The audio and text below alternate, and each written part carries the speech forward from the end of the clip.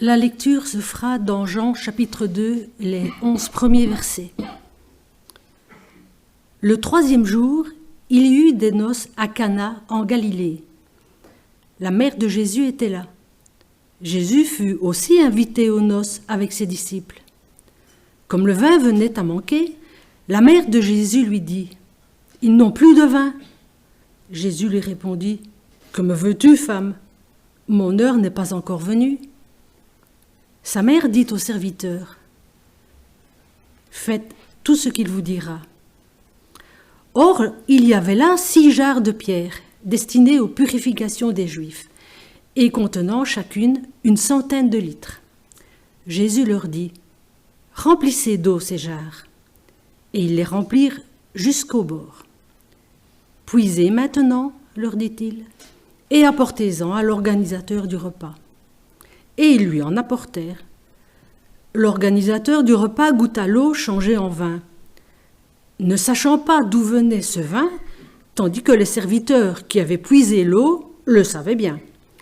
Il appela le marié et lui dit « Tout homme sert d'abord le bon vin, puis le moins bon après qu'on s'est enivré. Mais toi, tu as gardé le bon vin jusqu'à présent. » Tel fut à Cana, en Galilée, le premier des signes miraculeux que fit Jésus. Il manifesta sa gloire et ses disciples crurent en lui. Amen.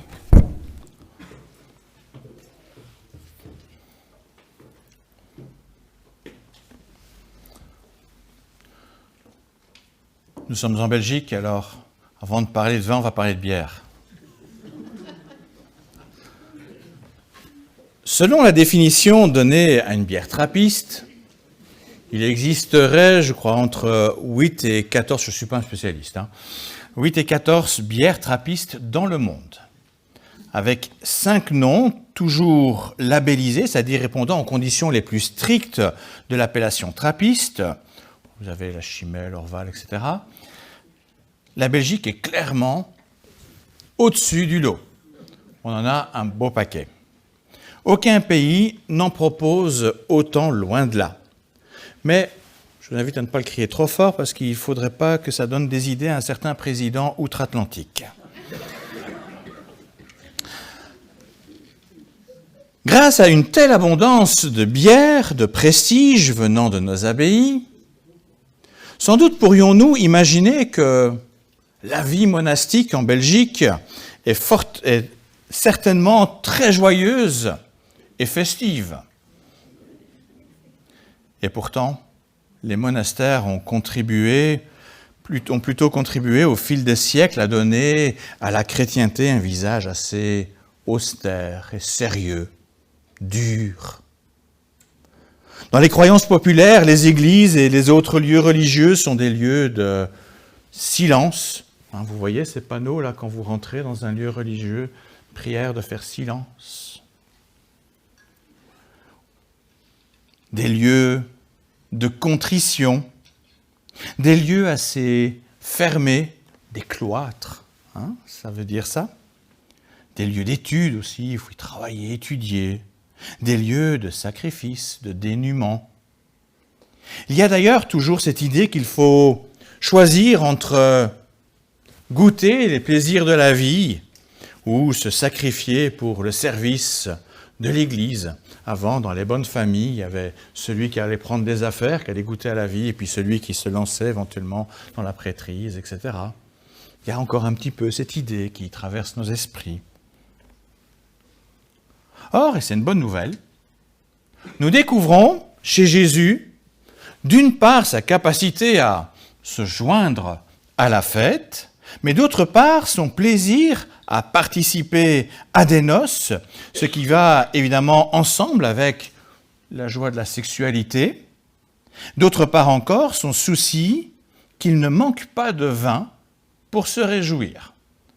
Tous des facteurs de réjouissance, de joie. En voyant l'exemple de Jésus, il est facile d'en conclure que la vie chrétienne ne doit pas être austère. Mais je ne conclus là que mon introduction. Car ce qui m'intéresse davantage ce matin, c'est le signe que Jésus donne pour l'avenir dans le récit que nous avons lu.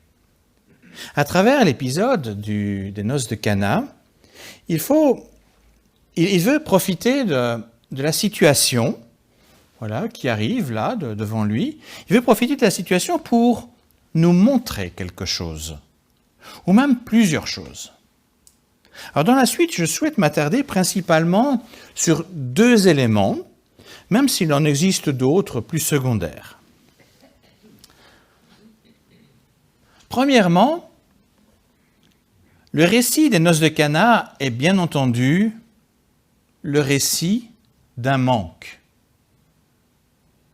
Dans la Galilée de l'époque, quand on célébrait un mariage, il était normal d'inviter toute la famille, les amis et tout le village. Et Jésus, il était même du village d'à côté, donc on ne sait pas pour quelle raison il était là, mais toujours est-il qu'il était là avec ses disciples. Cela faisait évidemment beaucoup de monde à recevoir. Il fallait certainement pas mal de préparatifs, d'autant que la fête s'étalait à l'époque sur 1 semaine. On savait s'amuser à l'époque. Tous ces préparatifs et tous les coûts pour les noces étaient à charge de l'époux. Ah ben oui. Manquer de vin était donc assez problématique pour sa réputation. La honte d'un tel manquement pouvait le poursuivre bien longtemps après le mariage. On peut évidemment s'étendre sur les intentions et la signification des échanges verbaux qu'il y a, par exemple, entre Marie et son fils, Jésus, avec aussi ce que Jésus dit aux serviteurs, etc. Toutefois, je ne m'y attardrai pas aujourd'hui. Ce qui m'importe est de voir que Jésus accomplit un premier miracle qui donne en fait le ton à son ministère public qui suivra. Il n'est pas encore connu, Jésus. Il va seulement commencer. Et même ici, on n'est pas tout à fait il n'est pas encore dans un ministère pleinement public, c'est semi-public. Il n'y a que les serviteurs qui savent ce qui s'est passé, ses disciples, pas davantage.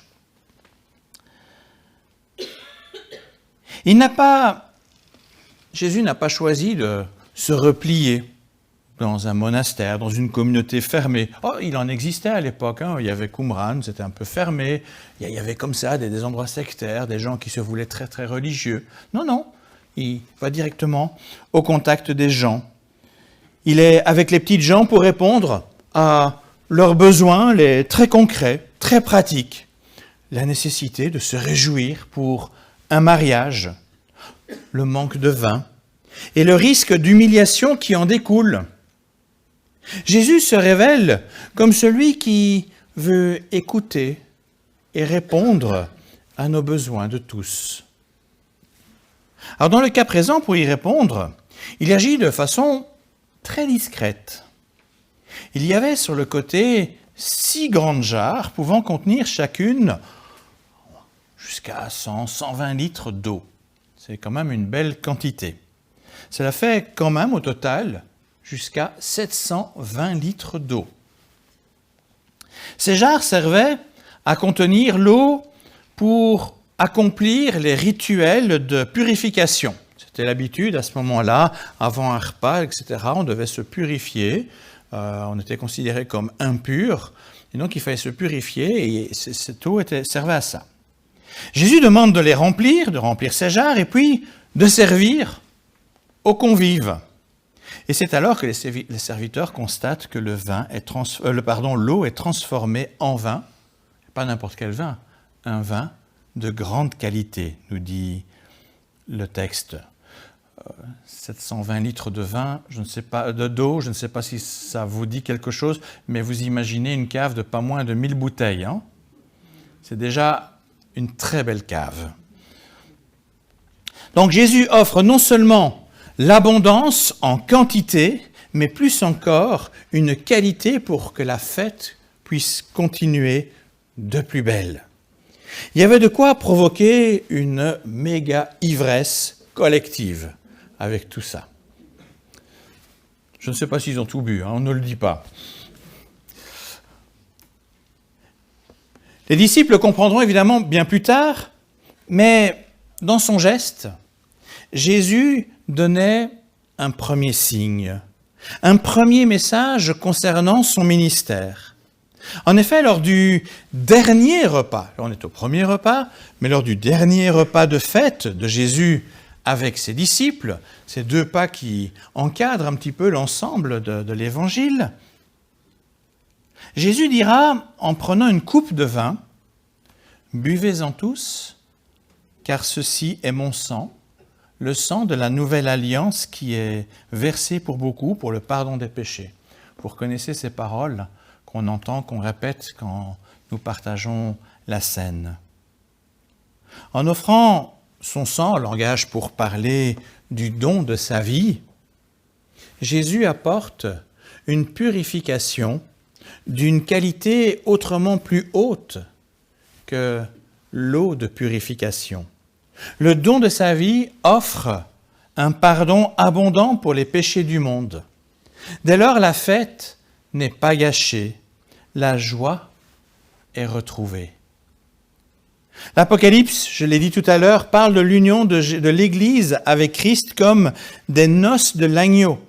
En tant qu'époux qui doit pourvoir aux besoins du mariage, puisqu'il a la figure de l'homme dans cette préfiguration, dans cette image, eh bien Jésus offre le vin de sa vie en suffisance pour que la fête puisse se poursuivre pour l'éternité.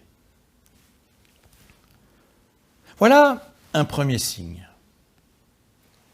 Dans un deuxième temps, permettez-moi de présenter ce qui semble aussi être un élément vers lequel pointe le signe des noces de Cana. Alors pour l'expliquer, je dois tenir compte de deux aspects en lien avec le contexte textuel du récit.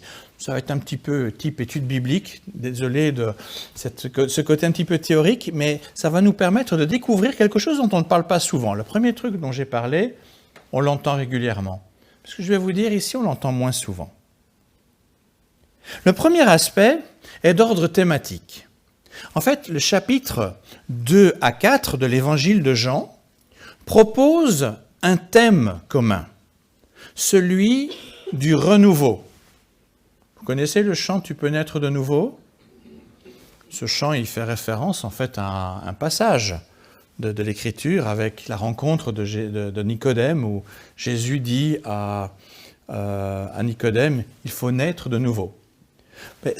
Ce texte-là se trouve dans ce passage. Alors, qu'est-ce qu'on a dans cet ensemble de chapitres 2 à 4 ? Mais comme je viens d'expliquer, il y a les noces de Cana qui pointent vers le vin, avec une nouvelle alliance. Juste après, si vous allez voir, vous verrez, il est question du nouveau temple qui est à construire. Puis il y a cette fameuse rencontre de Jésus avec Nicodème, où Jésus dit qu'il faut naître de nouveau, naître de l'esprit. Et cette section sur le renouveau se termine avec la rencontre entre Jésus et la Samaritaine, où Jésus annonce un temps où il y aura un culte nouveau, en esprit et en vérité, qui ne se tiendra plus à Garizim, ça c'était le lieu des Samaritains pour le culte, ni à Jérusalem. Un culte nouveau. Voilà donc un premier aspect, le thème du renouveau. Et il faut pouvoir comprendre aussi ce passage de Noces de Cana dans ce thème, le thème du renouveau.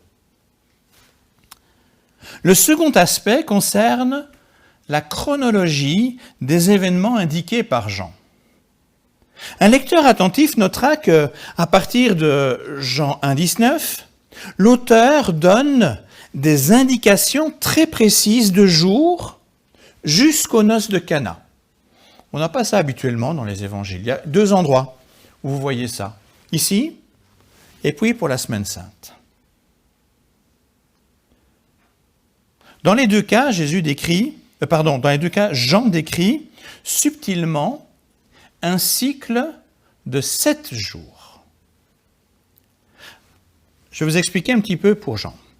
Le premier jour, nous l'avons vu, c'est la rencontre entre les envoyés des chefs religieux et Jean-Baptiste. On lui pose la question, mais qui es-tu ? Non, je ne suis pas le Christ. Voilà, ça c'est le premier jour. Le deuxième jour, qui nous est rapporté par Jean, c'est la rencontre entre Jésus et Jean-Baptiste. Le 3e jour, il nous dit le jour suivant, Jésus revient de nouveau vers Jean-Baptiste, et c'est alors qu'André et un autre disciple, sans doute Jean, qui suivent Jésus. Cela se passe, nous dit le texte, pourquoi les genres de précision, on peut se demander, mais ça se passe à 4 heures de l'après-midi. À 4 heures de l'après-midi, il est temps de retourner à la maison. Étant donné qu'André et son compagnon passent une journée complète avec Jésus, comme nous dit le texte, et que les journées se comptent de soir en soir dans la culture juive, mais le 4e jour, c'est le lendemain, c'est-à-dire le jour de la rencontre de Jésus avec Simon-Pierre. Là, on est au 4e jour. Ensuite, le lendemain, le 5e jour, l'Évangile évoque la rencontre avec Philippe puis Nathanaël. On a parlé de tout ça la semaine dernière. Je n'ai pas cité les jours, mais vous voyez qu'il y a une chronologie. Et finalement vient la mention au début du récit de Cana où Jean indique le 3e jour. On peut peut-être être un peu surpris là-bas. En fait, cela se compte à partir du jour de la rencontre avec Philippe et Nathanaël. Alors aussi un autre élément dans la culture juive dont il faut tenir compte, c'est qu'on ne compte pas les jours en partant du point 0, mais on compte les jours à partir du jour 1. Vous connaissez un exemple? Le récit de la résurrection. Il ressuscitera le 3e jour, vendredi, samedi, dimanche. Vendredi est 1. Et donc le 5e jour, c'est 1. 2e, 6e jour. Cana, 7e jour. Ça nous amène donc très logiquement au 7e jour pour les noces de Cana. Je ne vous ai pas perdu? J'ai essayé d'être simple, hein? Il semble ici que l'auteur utilise ces indicateurs de jour, c'est très subtil, hein, pour créer un parallèle entre Cana et on connaît un autre cycle de 7 jours, les 7 jours de la création. Tout comme cela se voit aussi pour la Semaine Sainte, il y a comme le signe d'une recréation. Alors en tenant compte de ces deux éléments qui sont liés l'un à l'autre, en observant aussi l'insistance de Jésus pour dire qu'il faut naître d'esprit, en tenant compte également que, ça paraît peut-être un petit peu banal, mais comment les gens ont vu les apôtres à la Pentecôte? On les a pris pour des gens ivres. Eh bien, j'en viens à me dire que l'abondance du vin à Cana est aussi un signe de l'effusion de l'Esprit à venir. D'ailleurs, l'Ancien Testament présente le temps messianique comme un temps où le vin coulera en abondance, y compris dans un livre très intéressant, le livre d'Osée, un livre justement élaboré autour du thème du mariage. Alors on voit cette présence du vin abondant pour les temps messianiques en Jérémie, Osée, Amos. Donc ce n'est pas un élément isolé, c'est quelque chose qui est fréquent. Alors ces éléments, quelque peu techniques que je vous ai donnés, me poussent à voir dans le miracle de Jésus un signe annonçant un temps nouveau, celui de la fête, de la joie, avec l'ivresse de l'Esprit Saint déversée en abondance sur l'Église. Alors que retenir de tout cela pour notre vie pratique? Premièrement, Jésus ne désire pas que nous soyons dans la tristesse de la culpabilité. Son plus cher désir est de nous inviter à la fête, nous inviter aux noces de l'agneau. Nos manquements, nos péchés ne doivent pas nous écraser de honte. Bien sûr, peut-être que la honte est nécessaire, certainement elle est nécessaire pour se repentir, mais Dieu ne veut pas simplement qu'on soit contrit en permanence. Non, ce qu'il veut, c'est nous relever, créer quelque chose de nouveau, nous remettre debout, ne pas être écrasé. Mais comment est-ce que l'on pourrait être dans la joie si on est toujours écrasé par notre culpabilité qui ne s'en irait pas? Dieu veut nous relever, il veut chasser cette honte. La fête ne doit pas s'arrêter prématurément. Au contraire, l'époux céleste vient offrir l'abondance, en abondance ce qui manque pour que la fête se poursuive. Il offre la purification indispensable pour que la joie demeure et que la gaieté soit dans les cœurs de tous. Alors ne nous laissons pas piéger par une honte accusatrice qui resterait, mais sachons écouter les instructions de celui qui veut que la fête continue. Sachons écouter cet appel de Jésus qui nous appelle à lâcher prise pour trouver la joie, la gaieté en lui. Ce que Jésus nous demande est de croire en lui, tout simplement, pour avoir la vie éternelle, maintenir vivante cette foi dans notre cœur, cette foi en lui qu'il a tout accompli pour nous purifier, pour ôter ce péché qui nous écrasait. Deuxièmement, goûtons jusqu'à l'ivresse. Et c'est pour ça que j'ai mis ce titre, jusqu'à l'ivresse. Goûtons jusqu'à l'ivresse. Non pas le vin, on a vu que ce n'était pas forcément la meilleure chose, mais goûtons jusqu'à l'ivresse à l'abondance de l'Esprit donné aux membres de l'Église afin d'entrer dans la joie céleste. L'Esprit, le Saint-Esprit, permet un renouveau, une nouvelle naissance, et il nous encourage à la fête. Être chrétien, c'est pas être... Non, c'est pouvoir être joyeux parce que l'Esprit est en nous et c'est un esprit de joie. Si Jésus a envoyé l'Esprit en abondance, ce n'est pas pour que nous l'empêchions d'agir dans notre vie et dans l'Église. Il a offert son Esprit justement pour que nous soyons dans la joie. Certes, le monde offre évidemment des moments de joie. Et Jésus en a profité, entre autres à Cana. On ne va pas bouder sa joie, son plaisir de bons moments ensemble. Mais l'Esprit Saint nous ouvre à une joie plus grande encore. Il arrive un temps où trop de vin rend triste. La gaieté du vin n'est pas permanente. Par contre, l'effet de l'Esprit Saint permet la joie même dans les épreuves ou la vieillesse, car cette joie provient de la présence enivrante de Dieu dans notre cœur. L'Esprit Saint est la réponse de Jésus pour combler nos attentes, pour consoler nos peines, pour apporter la gaieté, certaine insouciance à notre vie chrétienne. Oui, nous pourrions être tentés parfois par l'alcool, etc., pour un peu oublier. L'Esprit Saint fait tellement mieux que ça. Alors pour terminer, je vous rappelle cette exhortation que j'ai lue tout à l'heure qui est bien à propos. Ne vous enivrez pas de vin, cela mène à la débauche, mais soyez au contraire remplis de l'Esprit.